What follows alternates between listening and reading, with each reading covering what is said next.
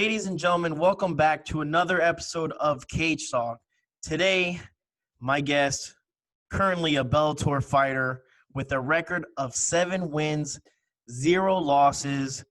Ladies and gentlemen, we have Chris the Problem Duncan. What's happening, buddy? How's it going, man? How's it going? I'm doing good. I liked how that sounded when you were calling all that out. That sounded pretty good. Right. The funny thing was that people were like, when I announce them and stuff, they're like, "Hey, man, you got." I talked to Diego Sanchez, like, you got Bruce Buffer B. I mean, maybe you never know. I might change it to another career change and do announcement for fighters. That'll be kind of cool as long as I get to see the action. Definitely, man. So again, coming off seven wins, 0. It's very hard to stay undefeated in mixed martial arts, man. I don't care who you are. I don't care what kind of fighters you have. I mean, it's really, really difficult. And you just came off a TKO victory October 1st. Can you explain a little bit of that fight and how that went, your preparation and stuff? And again, great win, by the way. Watched it, so good for you, buddy. Good for you. Thanks, man. Yeah, it was good. Every time I go into a fight, man, like every time somebody pulls out, so I was meant to be fighting a guy called Philip Mulpeter, but he pulled out. But that's been pretty much my full career. Everybody keeps pulling out last minute because they're always scared because I bring a lot to the table, I'm always looking to put boys away. I'm always looking to finish these guys. So, unfortunately, he got the opposite end of this. Furtado got the opposite end of it just because I'm on my track and I just need to put these boys away just to put a standpoint and show that I'm ready to stay, because I've got 100% finishing rate, so I've finished all of my fights. Yeah. And that's the way I'm going to keep going. There's not very many people want to stand in front of me. That's definitely. And is it difficult for you to, especially when you said a lot of fighters pull out and stuff and another fighter comes in, do you usually take that fight regardless of who's in front of you just because you already trained, you already had that preparation, and you just want to go out and bang? Or you kind of not undecisive, but it's different, Yeah, definitely. There's got to be a little bit of strategy when it comes towards these things, but that's not my job to do. My job's to sign on the dotted line. So my manager is there for me to make these correct decisions for me. They just send me over guys and I sign the lines. There's no way I would have went through the training camp I did and passed up the opportunity of having a fight in this COVID, because this is massive, like being able to get paid in this terrible time is fantastic, Definitely. Especially what's going on, around the world, and people, especially fights now. At least Bellator is putting on fights. Same thing with UFC. So I guess you're right when you have that chance of fighting and making money, especially times like these, the opportunities there, man. Just take it. And you've been knocking it out of the park. Yeah, man. I don't want to be boring, I don't want to be the guy. Everybody wants to watch a crazy guy like Justin Gaethje or Tony Ferguson or that, like this is a really short-lived career, and people are like, oh well, you might not be able to last fucking this long, and I'm like, I don't really care. Just get me in there, make some money, and get back out, put some my money into something sensible, Definitely, man. Again, exciting to watch. Like you said, you finished all your fights you finished them off, which is very incredible.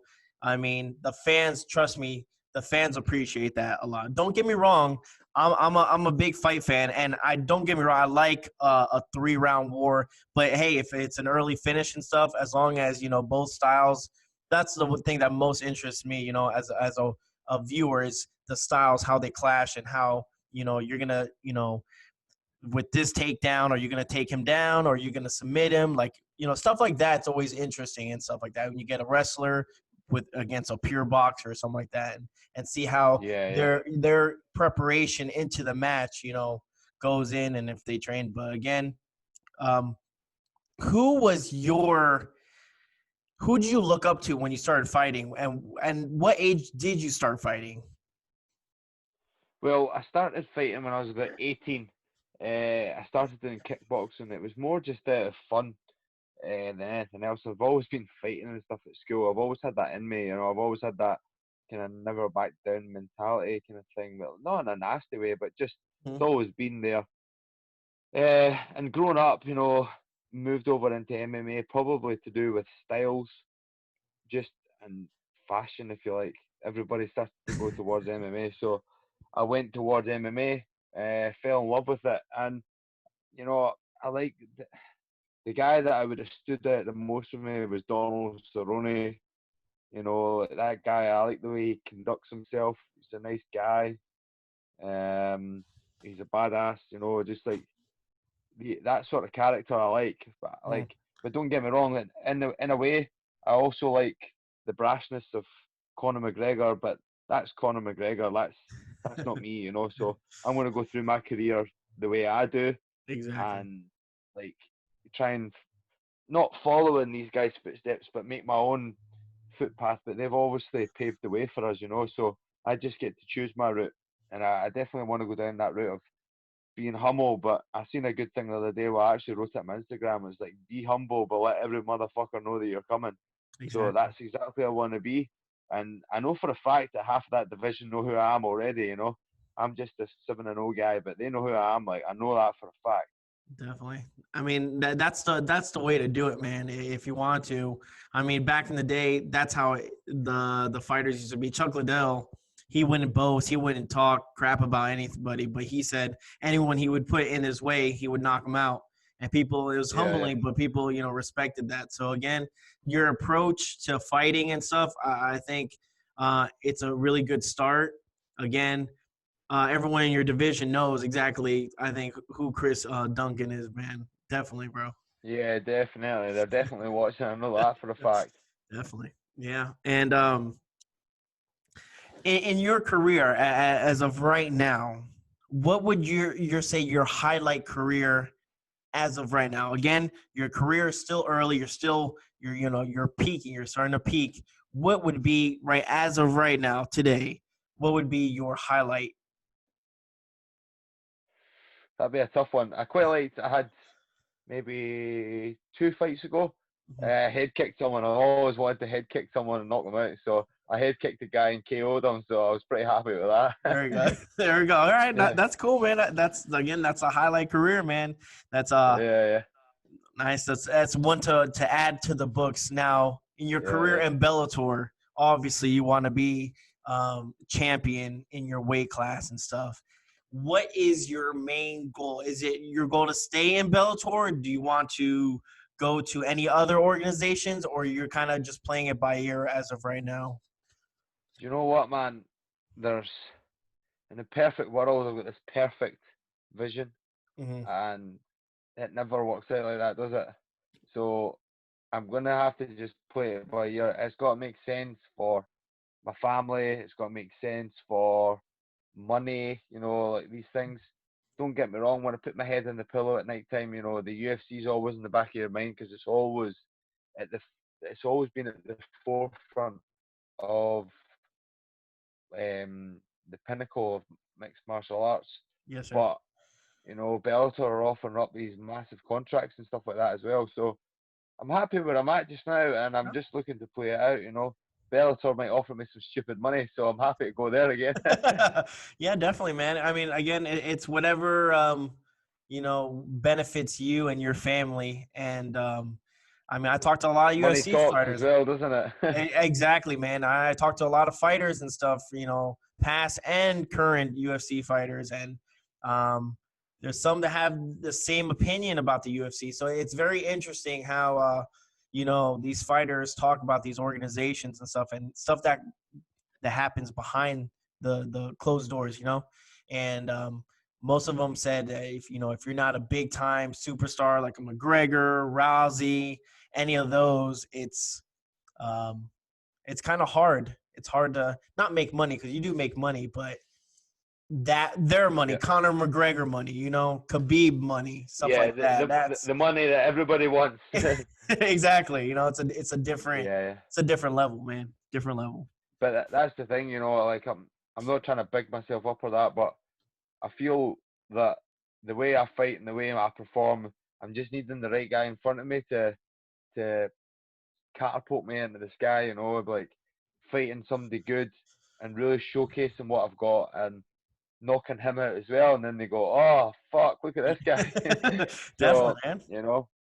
and like I've trained over an American top team and stuff like that before, and all those guys know exactly what I'm all about, and they know that I'm legit, and everybody over here knows I'm legit, and I'm just needing that little, like, I feel like I've been put in the back burner with this COVID situation. It's just Mhm, like I just got signed with a company, and then like I've been slowed down. Like I would like to have had 2 fights by now. mhm. But well, I have had 2 fights, but I mean like consecutively. Yeah. Like this is going to be. I've been signed since November. So that's a year I've been signed, and I've only had 2 fights. Mm, That's not enough. yeah. Yeah. It's especially for the old bank account.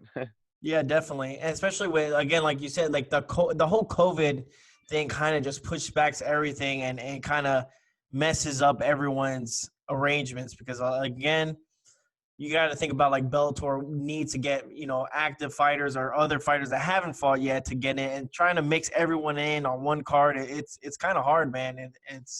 And I understand you completely. You want to be in there. You're probably ready to go. When do you think your next Yeah. fight will be, man? I reckon it'll be February, March. February, I was March? speaking to my manager. Couple of potentials, just names that are thrown in the mix.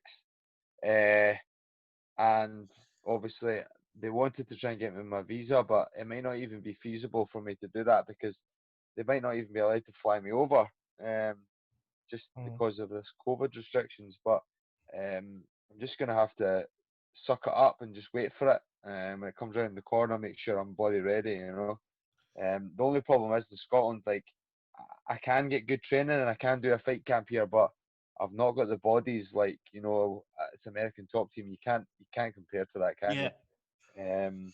So it feels like I'm like just sitting in the back burner now, and I'm just ready to take off. I just need that little go again. I need a bit of consecutive camps in American top team, just yeah. to because I came back from that fight camp like a fucking machine. You're Like ready I to go, huh? genuinely yeah, I just came back like primed, ready. Like there was no doubt in my mind it was the fittest I've ever been. I trained and spoke to some really nice people, and they all respected me and knew that I was going to go far. So it was just it's just a big eye opener to my career and where it can be. Okay. Yeah, man. I mean, definitely. And the crazy thing is, I mean, yeah, like you said, American Top Team is, top notch, gym and stuff. Yeah, But you just got. I think your thing is you just, unfortunately, at this time, you just gotta just keep in shape, keep working out, and then hopefully, I mean, not hopefully, but if something, someone pulls out, like you said, there's been a bunch of people pulling out. I mean, you could step in. I don't know if you'll be definitely. able to fight within this year. Do you think you Yeah, yeah. if that's the case, would you take it? Oh, oh yeah, definitely. Even at 170, I'll take it 170. Okay, all right. Yeah, But I'm a big boy. yeah, you're all right, man. You'll be fine, I think. But but yeah, that's cool, man. And talk about groups and families and stuff. Are your wife or your girlfriend is expecting, correct? Yeah, yeah, that's right. Yeah, in April. In April, man. Congratulations, your first one. Yeah, first one. I shit myself. Hey, yeah. You know what? You can be as many fights as you can, man. There's nothing more more intense than having to take care of a baby. I'll tell you that. Yeah, I know. I bet you. But on the other sense, it's going to be far. It's going to be really rewarding as well. I just know that it's going to be another lease of life for me to then Yep. keep Yep. pushing and keep making money. And you understand how, what, that will change your mindset as well as in fighting, which is kind of crazy.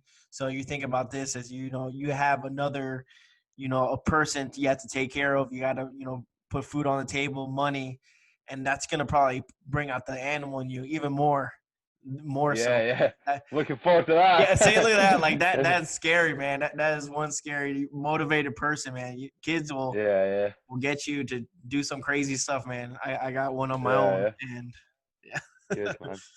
But again, I just want to say thank you so much for taking time and talking. And I know that, I mean, especially the time zones, man. Time zones is pretty crazy. I remember I was at work because I work at 3 a.m, and you were talking, and I was like, oh shit, it's 3 a.m here. What time is it over there?